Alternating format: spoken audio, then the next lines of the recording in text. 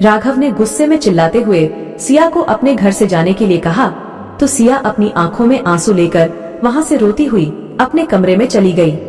उसके पीछे पीछे उसकी चाची सुरेखा भी वहां से चली गई। सिया और उसकी चाची के वहां जाते ही विक्रम ने राघव से कहा, ये क्या बदतमीजी है राघव, ऐसे कैसे बात कर सकता है तू सिया से? तू तो उससे प्यार करता है ना, तो फिर उसे रुलाया क्यों? तभी राघव ने गुस्से में चिल्लाते हुए कहा, अरे यार नहीं करता मैं सिया से प्यार, ये बात ना उसे समझ आ रही है और ना तुझे। न मैं उससे प्यार करता हूं और ना ही उसके साथ रहना चाहता। चली क्यों नहीं जाते वो यहां से? राघव की बात सुनकर विक्रम ने उसे पुरानी बातें याद दिलाते हुए कहा, तो तू ये बात मुझे बता रहा है कि जिस सिया को पाने के लिए तूने जमीन आसमान एक कर दिया था, उस सिया से तू प्यार नहीं करता, और तो और तू उस सिया को अपनी जिंदगी से निकालना चाहता है जो तेरी जिंदगी है। मुझे तो समझ नहीं आ रहा तू उसे अपने आप से दूर करना क्यों चाह रहा है? ऐसी क्या वजह है राघव जो तू सिया से दूर जाना चाह रहा है? देख राघव, अगर तूने नहीं बताया तो मैं भूल जाऊंगा कि मैं तेरा सबसे अच्छा दोस्त हूँ। विक्रम की बात सुनकर राघव ने कोई जवाब नहीं दिया और उससे मुंह फेरकर दूसरी तरफ खड़ा हो गया। राघव को ऐसे खुद से नजरें चुराता देख विक्रम उसके पास आया और उसके सामने खड़ा होकर चिल्लाते हुए बोला, मैं जानता हूँ तू झूठ बोल रहा है कि तू सिया से प्यार नहीं करता। तू सिया से आज भी उतना ही प्यार करता है जितना कल करता था, तो फिर तू उसे अपने आप से दूर क्यों भेज रहा है? तुझे पता है तू उसके बिना नहीं रह सकता, तो फिर ये दिखावा क्यों कर रहा है? बोल राघव, तू उससे दूर क्यों जाना चाहता है? विक्रम की बात सुनकर राघव ने अपने हाथ की मुट्ठी भींचते हुए अपने हाथ को दीवार पर मारा और चिल्लाते हुए बोला, क्योंकि मैं नहीं चाहता कि मैं नंदिनी की तरह सिया को भी खो दूं। जो भी मेरे पास आता है वो मुझसे छीन लिया जाता है। जब सिया मेरे पास थी तो मैं बहुत खुश था, लेकिन किसी ने जाल बिछाया और उसे मुझसे अलग कर दिया। अब मेरी दोस्त नंदिनी को मुझसे छीन लिया और अब वो मुझसे मेरी सिया को भी छीन लेगा।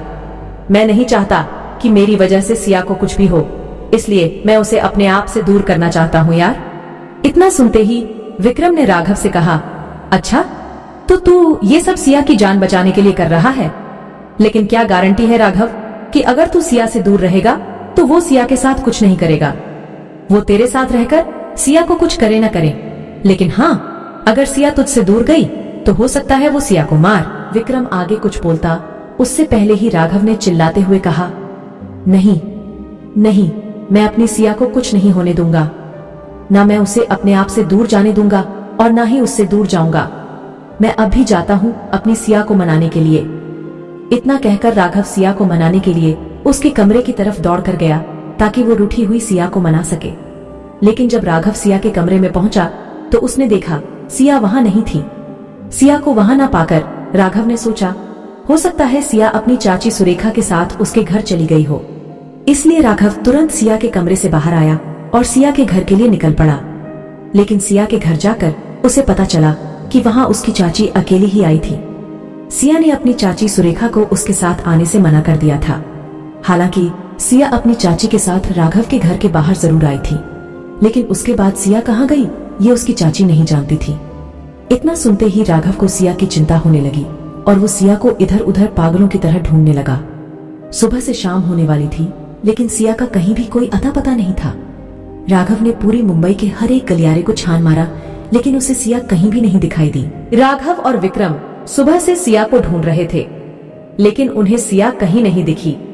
सिया को हर जगह ढूंढने के बाद भी राघव को सिया का पता नहीं चला, तो राघव ने गुस्सा करते हुए कहा, सब मेरी गलती है, मैंने बिना कुछ सोचे समझे सिया को इतना कुछ सुना दिया। पता नहीं वो मुझसे गुस्सा होकर कहाँ चली गई। अब मैं कहाँ ढूंढूं उसे? क्या जरूरत थी मुझे सिया पर गुस्सा करने की? राघव को परेशान देखकर विक्रम ने उसके कंधे पर हाथ रखकर उसके गुस्से को शांत करते हुए कहा, तू चिंता मत कर राघव, कुछ नहीं होगा सिया को। देखना, हम लोग जल्दी ही सिया को ढूंढ लेंगे। वैसे भी कहाँ जाएगी वो तुझे छोड़कर, तेरे अलावा उसका है ही कौन? विक्रम की बात सुनकर राघव का गुस्सा तो शांत हो गया, लेकिन सिया को लेकर वो अभी भी परेशान था। उसके दिमाग में बस एक ही सवाल बार बार घूम रहा था कि आखिर सिया कहाँ जा सकती है, कहीं वो किसी मुसीबत में तो नहीं है।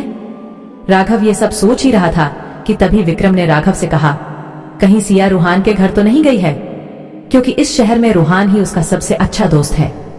हो सकता है वो रूहान के पास गई हो। विक्रम की बात सुनते ही राघव ने अपनी गाड़ी में चाबी घुमाई और पलक झपकते ही रूहान के घर के सामने पहुंच गया। रात के लगभग 10 बज चुके थे और रूहान के घर के आसपास बिल्कुल अंधेरा था, लेकिन अंधेरे को चीरते हुए राघव रूहान के घर के बाहर पहुंच गया। राघव रूहान के घर की बैल बजाने लगा, लेकिन बार बार बैल बजाने पर भी किसी ने दरवाजा नहीं खोला।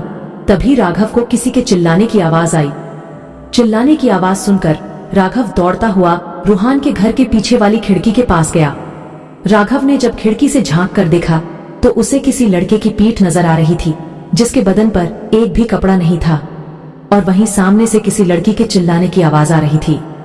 राघव ने ध्यान से देखने की कोशिश की तो उसे सामने के बिस्तर पर किसी लड़की के पतले पतले पैर दिखाई दिए, लेकिन अभी भी राघव को उस लड़की का चेहरा नजर नहीं आया।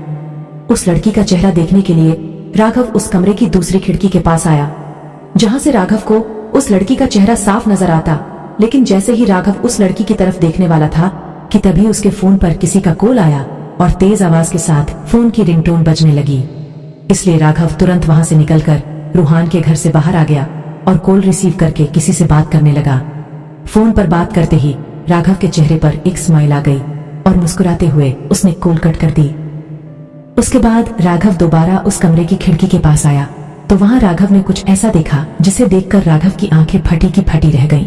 राघव के पास अभी किसका फोन आया जिसे सुनकर राघव के चेहरे पर स्माइल आ गई थी। आखिर राघव ने वहां ऐसा क्या देखा जिसे देखकर उसे झटका लगा। आखिर कहां है सिया? जानने के लिए सुनते रहिए secret of devil only on pocket FM।